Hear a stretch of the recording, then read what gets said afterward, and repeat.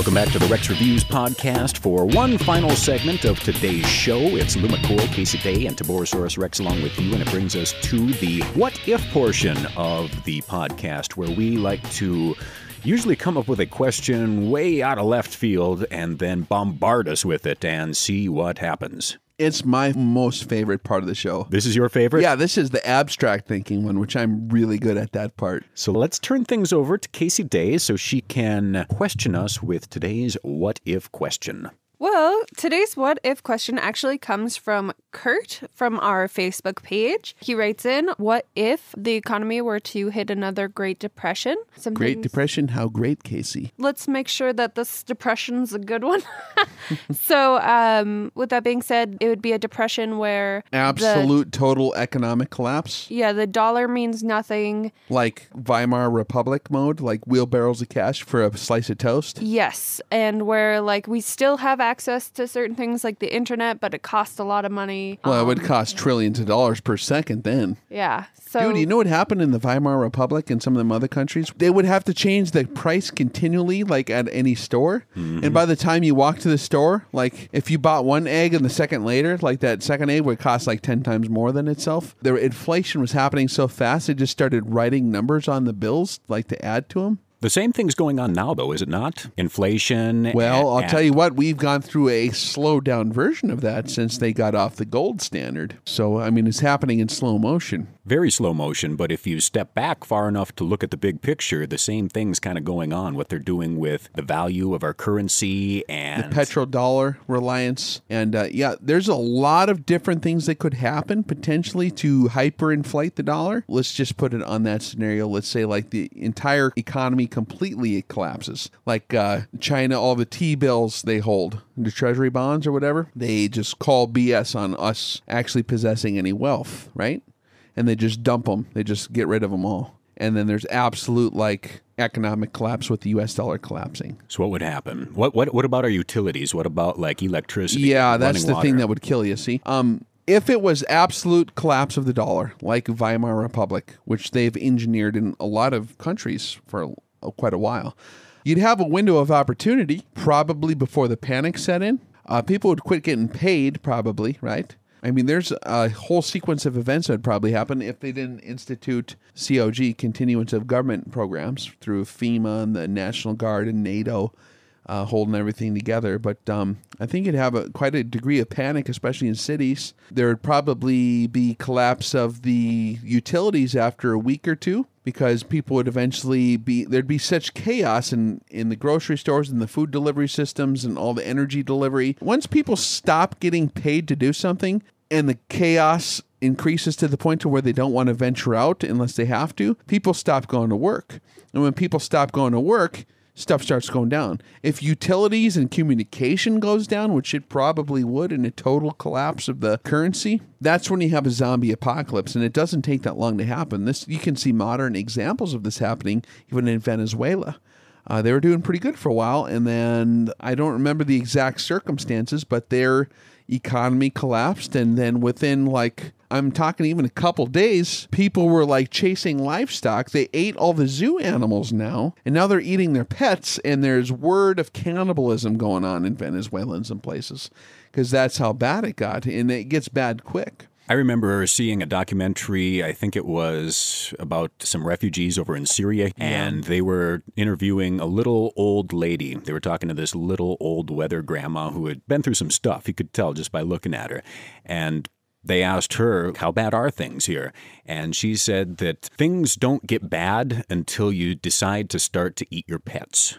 And that's when you know that things are actually getting real. We spend billions of dollars on our tens of millions of pets. We've replaced our children with our pets. Yeah, we have. Because we don't want to have children anymore because they told us not to do that. So now we just have cats and dogs. And they spoil them pretty bad. Yeah. So when it gets bad enough that you have to eat your pseudo-children, Fido or Fluffy or whoever, that's when you know things are getting real. Donald, my turtle. Oh! So I wonder what, I don't even know how you'd cook that little guy. Slowly. You'd slow roast him, man. Oh, that's. I don't think it'd be worth it, man. Like, I would just. I don't know. Would you go cannibalistic, Lew, you think? On other people? Yeah. No. Are you sure about this? That's Yeah. what everyone says until they do it. See? I'd probably eat like grass or tree bark or a bullet before I'd eat another person. You think so? I'm pretty sure. I hear human meat is really salty. Dehydrates, yeah. So I don't know what I would do because I also heard that there's like a chemical in human flesh that if you eat it, it causes something to go off in your brain. Yeah, Hillary Clinton syndrome. Yeah, That's from all the little kids she ate all those years. But I don't know because I've had nightmares where I am cannibalistic. So I think there's like a part of me that might. Dear Lord, seriously? Yeah. You need to quit hanging out at Fairfax, Virginia there. Should probably get that checked out. Seriously, cannibalism dreams? Yeah. Yeah. So there's been a couple Are you times. eating Kentucky Fried Chicken right before bed? No. You ever hear about nightmare chicken, Lou? I told you about this. Maybe. Yeah, there's certain meat, dude, that if you eat certain kinds of meat right before you go to sleep, you will be completely crazy. Your dreams will be all whacked out. You'll have the weirdest stuff go on. There's a lot of weird hormones that these animals produce if they're being slaughtered in unclean conditions and unethical conditions. Like if they're terrorized before they die, they have a lot of chemical emitted into their bloodstream right before they die.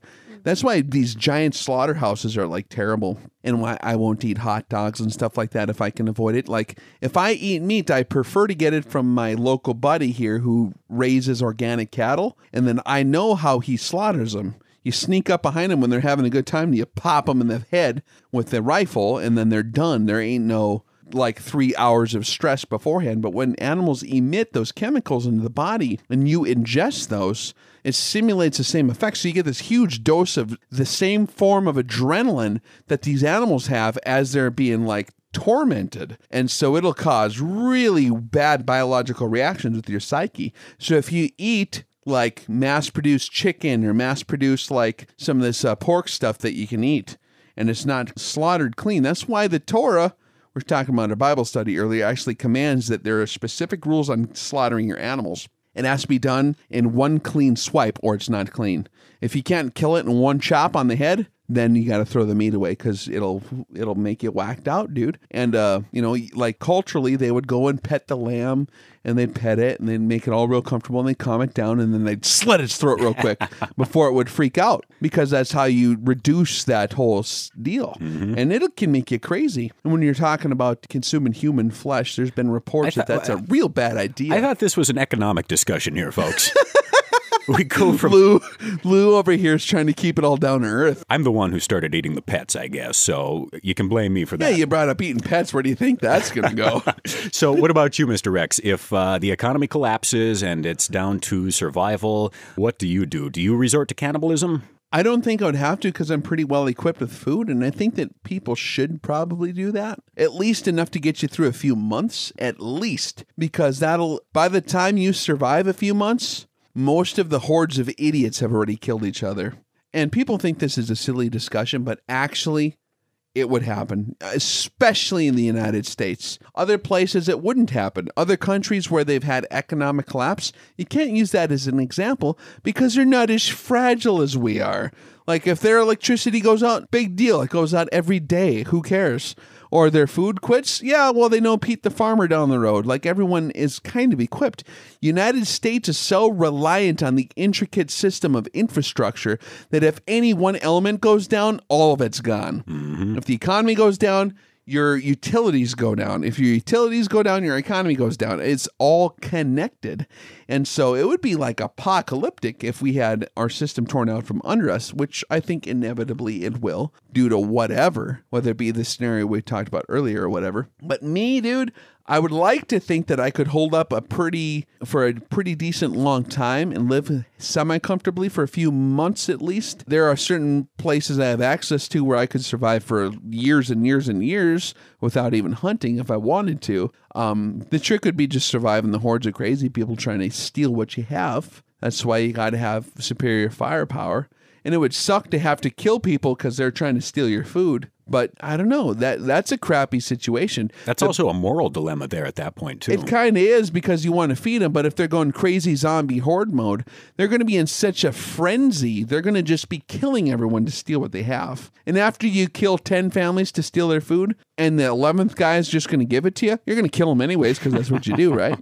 No, that's what happens. Once the cheese slides off the cracker, there ain't no putting it back properly. True story, man. They're a little bit cuckoo after that forever. So probably the best scenario is to totally evade the remnants of civilization. You want to be in an area with very low population, and you want to be in an area that's out in the middle of nowhere from that. And that way you can kind of sort of get away from most of it. You might get in a few little gun battles here and there because people are trying to be crazy, but it's not going to be like a day-to-day kind of deal. Most of your day is just going to be trying to entertain yourself by playing Monopoly with your family or whatever, or, reading the same book for the 5th time. That's why I got quite a library. I collect books, and board games, stuff like that is going to be very handy to pass the time. And, just the day-to-day trying to keep up with the fuel, chopping firewood, stuff like that, and collecting water, building the septic system or whatever you got to do to stay alive. Survival stuff. Yeah, survival stuff will keep you pretty busy. Damn right. But, I would just not want to be in a city. Yeah. So, the nice thing about the economic collapse scenario, if you are paying attention and you know what the telltale signs are, like if all of a sudden China announces like, yeah, we're dumping all our T-bills, all of them. That's your sign that you better go to Walmart right now and max out all your credit cards on all the food on the shelf that you can buy, and you fill up your car with as much as it'll have, and you go to your bug out location, which is hopefully not near anybody. And then you hold up there and you bring your weaponry like we talked about in the series or whatever, and your tools and whatever you're going to need, and your initial water purification stuff that until you get a biological system equipped to handle ditch water like normal people have. That's going to take some time.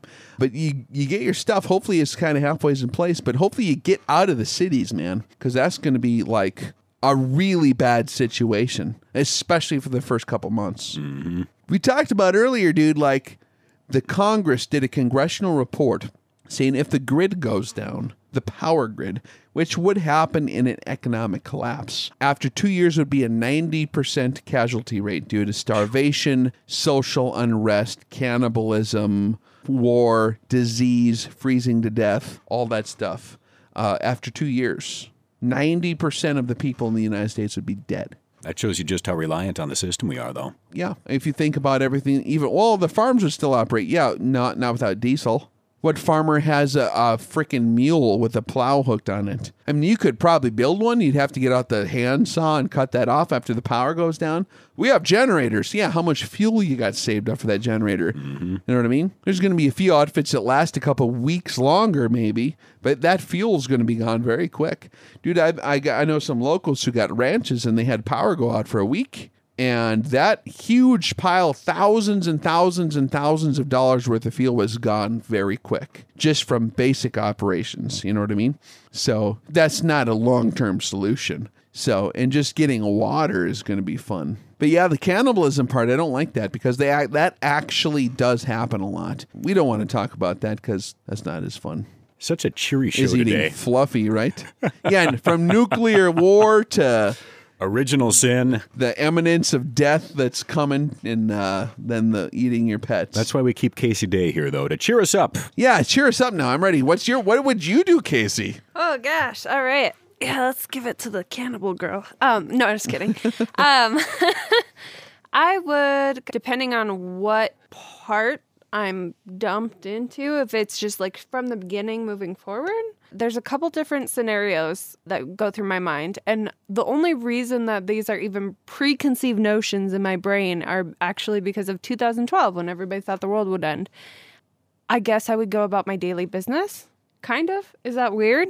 Like I would... Normalcy bias. Yeah, like I would literally probably ignore it. I think most people would probably do that, even the ones that knew it was happening. Exactly. I probably would do it. And I would wake up, I would go to work, I would come home, I would almost, until it got to the point where I had to face it, I would pretend it wasn't happening and I would just wait until I had to deal with it. That's a very honest answer. That's actually what most people end up doing, though, too. To be 100% honest. So that's why I have that notion, is actually because that's exactly what I did when I thought the world might end. So, if it came to actually facing it, I guess, the biggest concern would be food. You'd want to make sure you have food, water, clean water, or a way of getting clean water. And that alone would be a trick. Unless you live by a river, what are you going to do? We have a well. Yeah. Yeah, is there an electric pump on that? Or what? You got a hand pump? Like, dude, I remember when I was a little kid, the old granny next door had the old cast iron pump, And that thing scared me because it looked like a seahorse or something, like a dinosaur.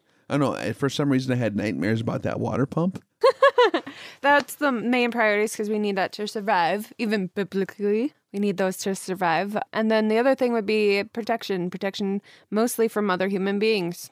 I wouldn't necessarily be as worried about protection from the elements as I would be about protection from another human. It's just the way the world is. Yeah, someone might see a cheeseburger when they look at you, and they'd want to cut you up and eat you.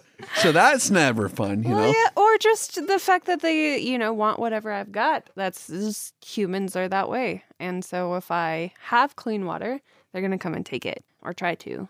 So that would be the other thing. And once the facade of law and order dissolves, anything's on the table. People get really bad really quick. Yeah. And like all those scary movies. Do you ever see the movie The Road? Viggo Mortensen, is that his name?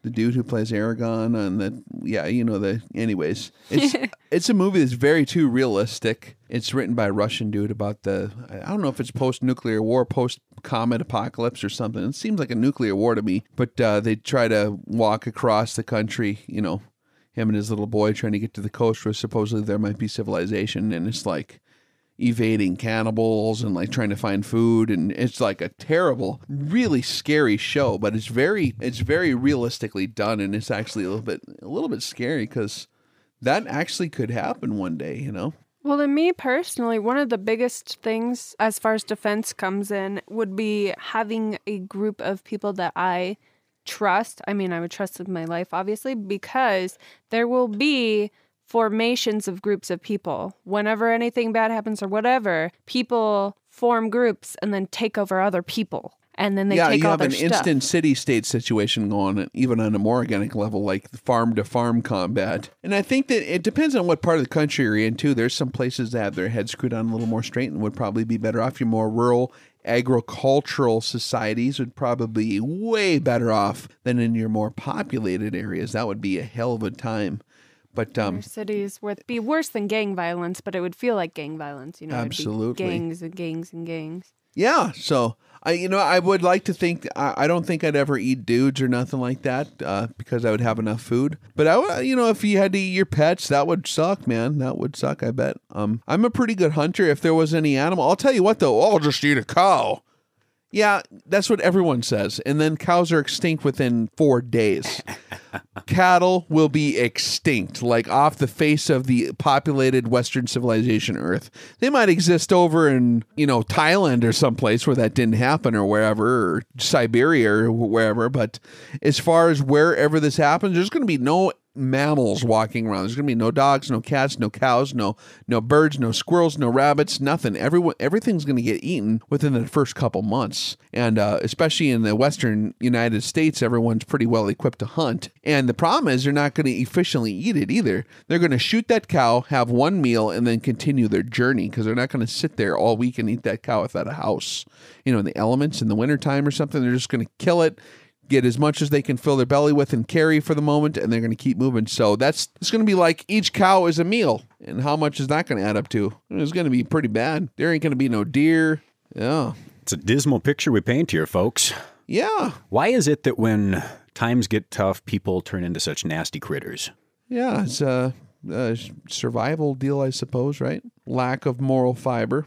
Lack of being equipped by normal means to not die. If we could take all that effort, though, rather than fighting each other and working together, like if you could take the two warring families or the two tribes and say, well, let's, instead of shooting each other, let's work on a garden. But that's not happening, Lou. You know why? Because every single video game is not about farming and gardening after the apocalypse.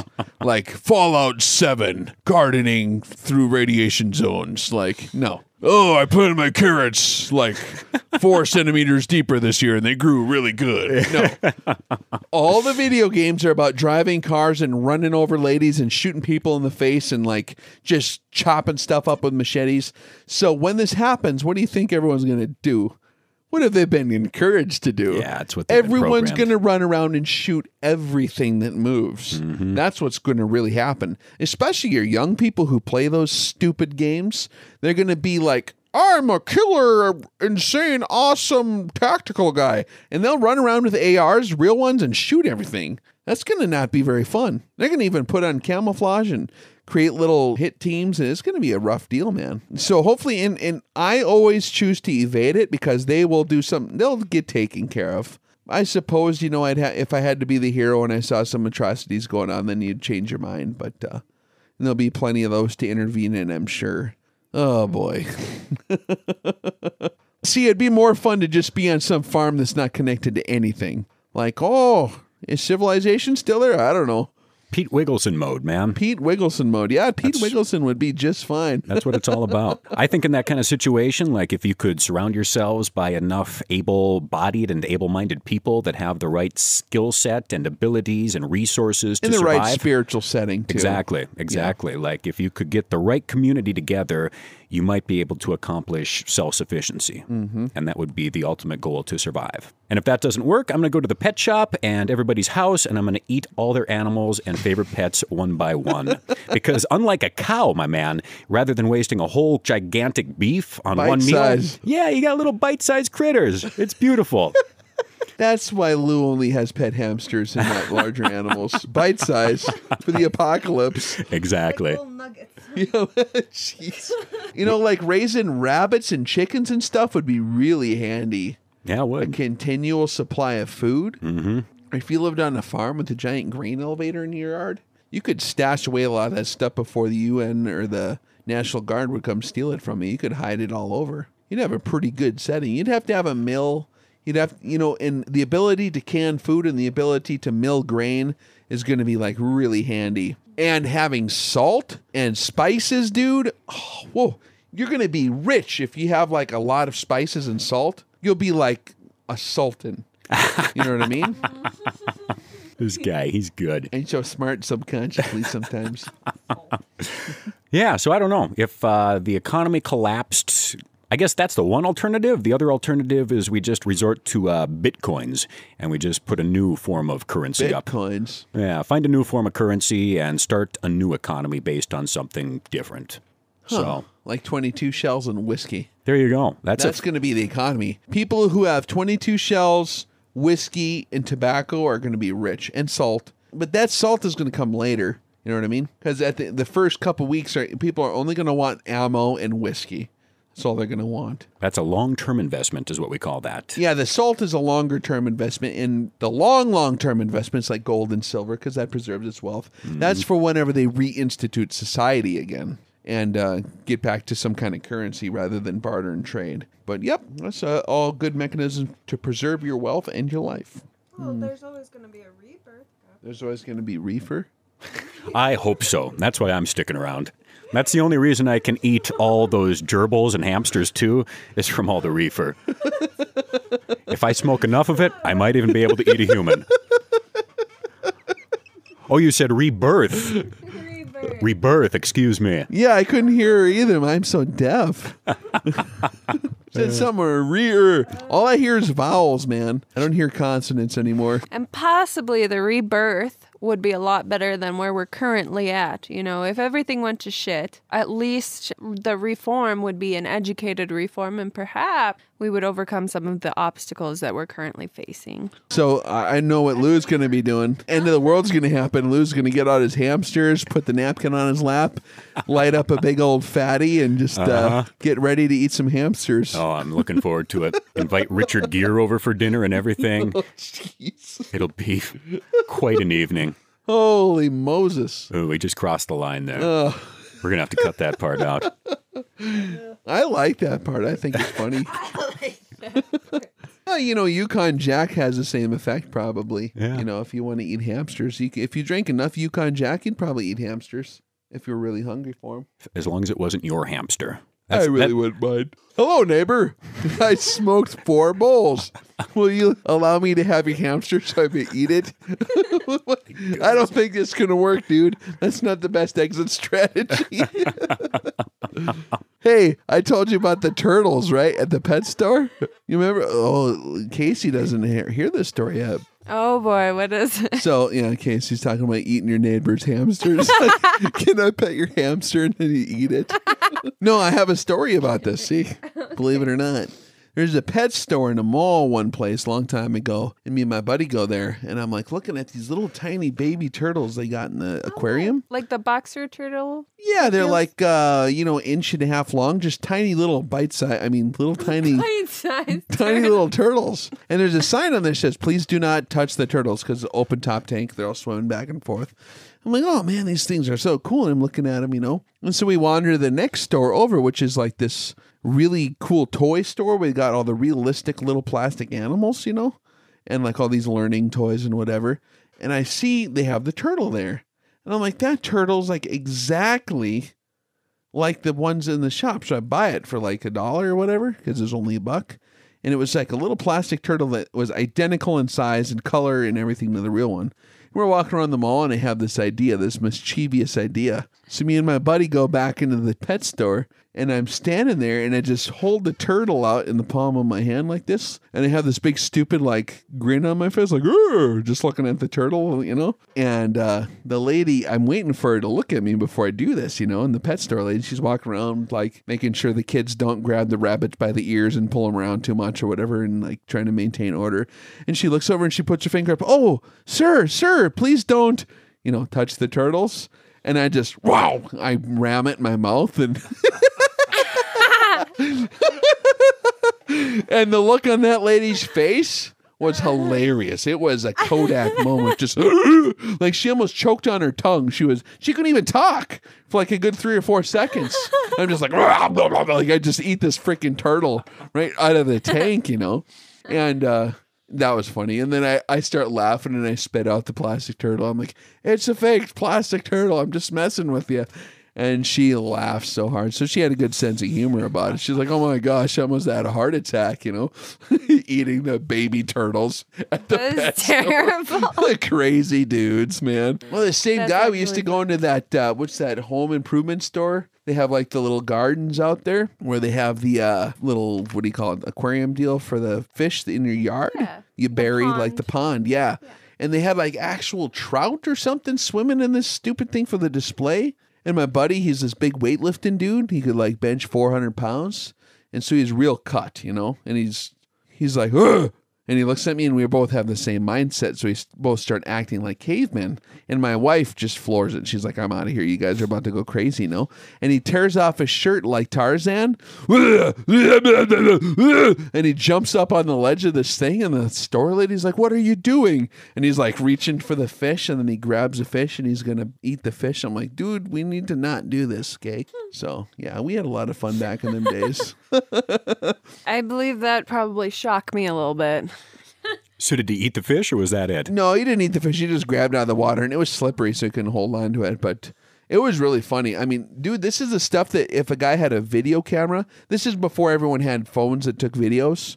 So you'd have to bring like an actual tape recording camera in there, VCR tape or something. But it would have been classic. That would have definitely made that. What's that show where they do pranks like that? There's a bunch of them. Yeah, I mean, that would have been a classic right there. Just the stuff we used to do. But it was harmless. But that's what young men do when they have too much time on their hands and too much piss and vinegar in their veins, That's what they do. Horse around. Interesting stuff. So we should probably wrap things up for the day then, huh? Mm-hmm. Yeah? We got to thank everybody for tuning in. If you've reached this point in the show, you should probably get a prize. I don't know. I think so. I don't know what kind of prize. You can register. Hey, Lou, I'm going to play a trick here. You know what the code word is? Oh, goodness.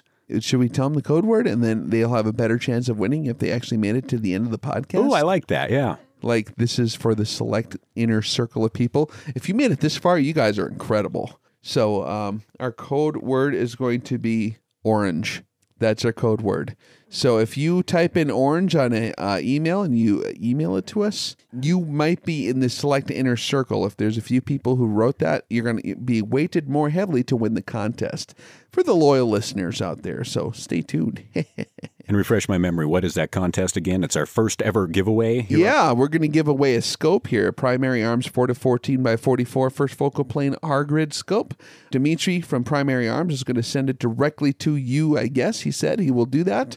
So we just have to select a winner, and so that's going to be the contest. Only way you can win this is to be registered under rexreviews.org. And that's the newsletter. You sign up in there, right? Explain how that works a little bit. You just sign it up. It's pretty easy to do. So there's a couple different ways to sign up for our newsletter. One is just by contacting us. Any different way we can get you signed up that way. If you go to the Rex Review website, which is www.rexreviews.org, you can scroll to the bottom of the page and it'll just say subscribe there. You put in your email address, hit subscribe, you're good. Or there is a button at the top of the page. It says win this scope. You click that button and go ahead and put in your information, and that'll do it too. Yeah, so sign up for the newsletter. You will be entered into the drawing for the scope. And if you enter the top secret code on email communication to us through the rexreviews.org email system, and you enter in the code word orange, give me that scope, you sucker, and just communicate something like that, but you put that right in the title of the email there, orange, you will be fast-tracked towards the final contestants, quite possibly. So that's our little top secret info and an incentive to listen to the show all the way to the end. This is sounding more and more like a publisher's clearinghouse pyramid scheme all the time. Fast track your way to fast cash. Yeah, right. Yeah. I don't know. I thought it sounded like the thing to do. So yeah, and that is the thing to do, actually. And register, sign up, subscribe. Lots of different ways to contact us. It's our first giveaway. There will be lots in the future. So if you're signed up, you will be eligible for all those. And we'll give out code words and little clues to win even more effectively throughout the podcast. So you will have to stay tuned to dig it, guys. Absolutely. Any final thoughts for the day, folks? After everything we've been through today? Stay warm out there and make sure those hamsters are well fed for the future. I guess just have a good time and be sure to keep well fed so that if you have enough cheeseburgers ahead of time and the nuclear apocalypse does hit, you will have a few months cushion to be fat still, while everyone else is eating everything, and you can just sit in your house and digest the stuff that you've eaten before. Yeah, just burn some of that off. So I think that a lot of the people who are heavy set might live way longer than the skinny ones. So Lew is going to have to eat some hamsters. Yeah, actually, that's kind of going to be your actual situation. Yeah. So that's my final advice for the day: is just put on weight while you can, guys, because you're going to need it. Casey Day, any final thoughts for the day? Good luck. Win the contest. Keep up with us. We'll keep up with you. Stay tuned for the stuff coming up, including the forums. Private forum, only for those who subscribe. Also, you can only have a chance to win that scope if you subscribe. And possibly events. You know, as soon as we hit Cannibalism Boulevard, everything kind of came apart there. So yeah. We apologize for that one, folks. And hopefully the wagon train that Pete Wiggleson took off with will return soon with more supplies and food, because otherwise times are going to get rough up here in the Arctic Circle. But it's been a wild, crazy ride as usual. We've had a lot of fun, and I hope you guys did too if you made it this far in the show. Of course, we welcome your feedback in any way, shape, or form. Best way to do it is email us via rexreviews.org. You can also check out our Facebook page if you're into that. If not, we completely understand. Don't forget to hit the bell on Rex's YouTube page to get all of his notifications, because subscribing just doesn't do it anymore on YouTube. But lots of different ways to get in contact with us. We welcome your feedback in any capacity, because like we say, it is your participation in this that makes it all go round. And for any future topics you want to hear us discuss, what if questions or what have you, just let us know what's on your mind. Ladies and gentlemen of the internet, we thank you for joining us today on the show that discusses God, guns, and rock and roll. On behalf of Casey Day and TiborasaurusRex, my name is Lew McCoy. Thank you so much for joining us today. We will catch you on the next episode, and in the meantime, take care.